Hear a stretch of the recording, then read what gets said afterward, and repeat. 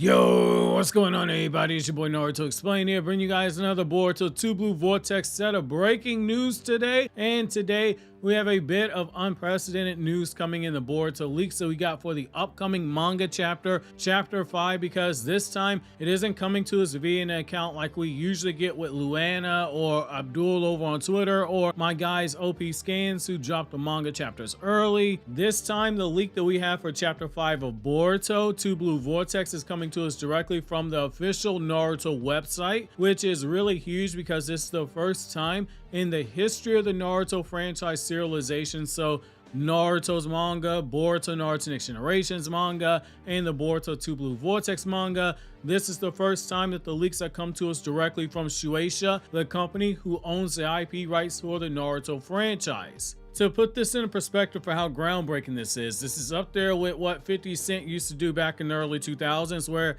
he changed the mixtape game by doing mixtapes that had remixes in radio format over 2 minutes and 30 seconds, so they could be played on the radio in rotation alongside whatever song that he hijacked the beat for. Over on the official Naruto website, they have released a fully inked page that is coming from the upcoming manga chapter with Boruto and Sasuke in a flashback sometime after they fled the Hidden Leaf Village, and Boruto has already begun dressing like Sasuke, and this looks like it's taking place at least a year after the events of Boruto Naruto Next Generation's chapter 80. This appears to be a one-time thing, however. They leaked this panel in advance of the Jump Festa that is going to be taking place over the next few days over in Japan. I don't think that this is a sign that Boruto is going to get the treatment that Dragon Ball Super's manga gets, where we get the first few pages published on the website every chapter release a few days before the chapter drops, and we get official colored chapters months after release. So I don't want to get your hopes up there, but of course, if you want to read some awesome colored panels, check out my guy Goruto Art over on Twitter, as well as K1 K3 Art. I think Naruto's still doing colors over on Twitter. I know she just recently come back a few weeks ago. Flashy, you got the people over at Boruto Color who color the entire manga chapters. Very amazing colorists over there. But this is a big deal. In the leak panel that we have Sasuke in the flashback sitting on a boulder next to Boruto, and we see Boruto pestering Sasuke in a bit of fan service that is sure to make fans who wanted to see Boruto and Sasuke train extensively very happy. Most importantly, we have Boruto actually laughing and smiling on the page, which is a pretty big development because consistently throughout Boruto 2 Blue Vortex, we've seen a colder and more hardened version of Boruto. This Boruto that we're seeing on the manga panel is drastically different. This Boruto still has hope. This Boruto still looks every bit like the boy who we left behind in Boruto Naruto Next Generation's chapter 80, who is slamming his fists together, ready to take on the world in front of him, proudly declaring that he is the grandson of the 4th Hokage, that he would see through his despair. As the son of the 7th Hokage, he'd overcome the adversity in front of him. As the descendant of the Hyuga clan, one of the 4 noble clans of the village, he would reclaim his birthright back in Konoha by ending this dispute between brothers that he and Kawaki were embroiled in.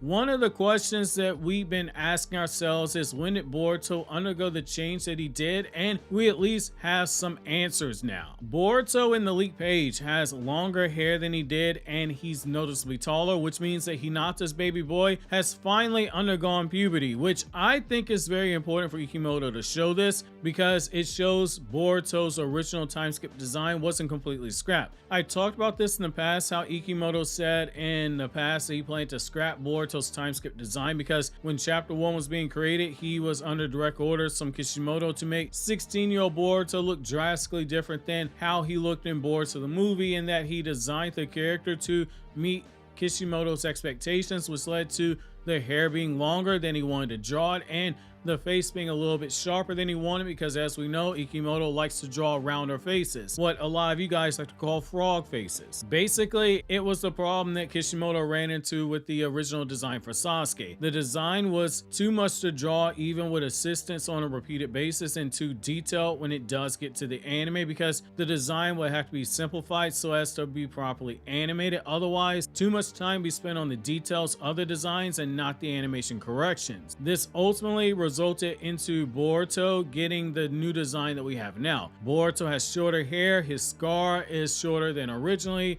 his design has more accessories on it than before, but we know that these accessories are functional, with them having his headband there for identification purposes and the flying Raijin marker on them. The overall design looks more like something Ikimoto would have drawn, whereas the first Boruto design was something that we saw as a hybrid blend of Kishimoto and Ikimoto styles coming into one. As for the text here that we have, Luana over on Twitter was awesome enough to take time out of her busy day to translate what was being said by Boruto and Sasuke here on the screen, and we have some pretty big insight into Boruto's training that may or may not piss off some people depending on how you feel about people teaching clan specific jutsu to people from outside of the clan. So in the scene we have Sasuke resting and Boruto pestering him by saying, "Uncle Sasuke, how's my Uchiha style? To be clear, I think I've already dominated the style," end quote. So this one's pretty interesting because if you go back and you look at the versus Momoshiki arc, Sasuke was already teaching Boruto some of the hidden jutsu of the Uchiha clan's main branch,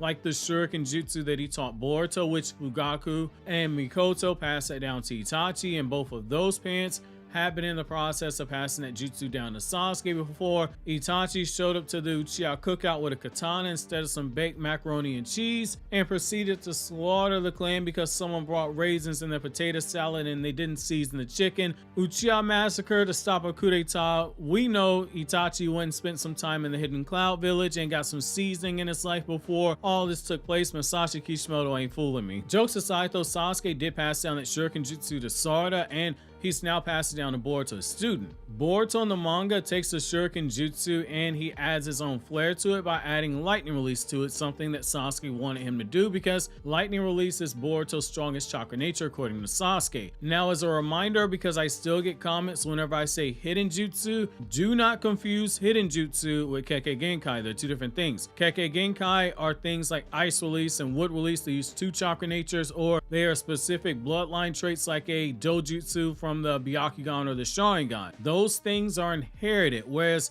hidden jutsu are just that. They are secret techniques that are passed down to members of the clan via oral traditions, via scrolls, or direct training, or unless you are an exception to the rule, someone like Neji or Hiruzen Sarutobi, who can observe the jutsu being used enough times and figure out how to use it for themselves, with the third Hokage being stated to have mastered every hidden jutsu in the Hidden Leaf Village, and Neji literally figured out how to use the basics of the jutsu that the Hyuga clan's main branch has, despite never being taught how to do the 64 palms jutsu or being taught how to do rotation, which yes, you need the Kekkei Genkai Byakugan to perform those jutsu properly, but the movements themselves are classified as hidden jutsu, and that's a hidden jutsu the main branch passes down to other main branch members.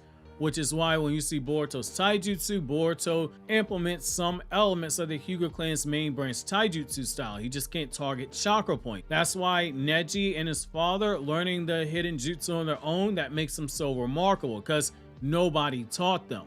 Based on what we've seen here with this panel with Boruto, it's implying that Sasuke has been teaching him more of the hidden jutsu of the Uchiha clan during this time, because Boruto is talking like he's already mastered quite a few of them, using the word dominated, which is pretty strong language. I'm personally not opposed to Sasuke teaching him clan secrets that can be performed without a Sharingan to Boruto. Does it break the tradition of a clan member not directly teaching an outsider? Absolutely. Hiruzen wasn't teaching Orochimaru the Sarutobi clan hidden jutsu that we saw the clan members perform in the 4th Ninja War, or any of the hidden jutsu that we see Konohamaru learning when he goes through Heroes and Scrolls in Boruto's anime, when we see Konohamaru training. However, Sasuke is also out on the run and he's away from his daughter. There are Anbu Black Ops tracking him down. Code and his Ten Tails army is tracking them down, and he has Boruto sitting right there, who has Momoshiki inside of him, who can hijack Boruto's body under the right conditions. Which, reminder, he can hijack his body, he just can't resurrect.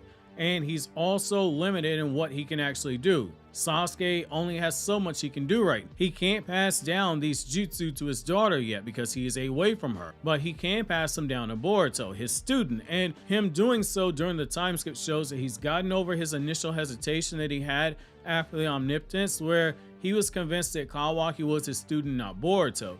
It means that Boruto has broken through to Sasuke and created new memories and earned his trust all over again, which is what Ada told us in chapter 1 of Boruto 2 Blue Vortex is going to be needed.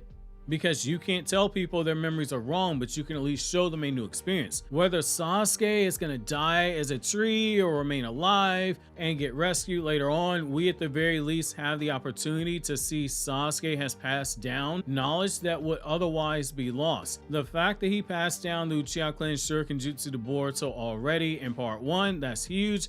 Passing down other hidden jutsu would be also cool as well, especially if we learn that Boruto learned fire release and learned some of the other hidden jutsu of the Uchiha clan that directly require fire release. Again, I know that's probably going to leave a bad taste in some people's mouth, but ninjutsu is always meant to be passed down to next generation. Most importantly, Boruto would not be the first non-main branch member of a clan to learn a clan's hidden jutsu either, so spare me with the selective outrage there. Because again, we were okay with it when we saw it in Naruto's manga, but suddenly we're not okay with it when Boruto does it. Spare me the selective outrage. For now, this is all we have. My guys over OP Scan said that we'll be getting larger leaks soon, so when we do, keep your eyes on the channel. I will get you the larger leaks and break everything down, but this is right now all we have. And as always, the chapter review will be made available on the 20th once everybody's had an opportunity to read the chapter.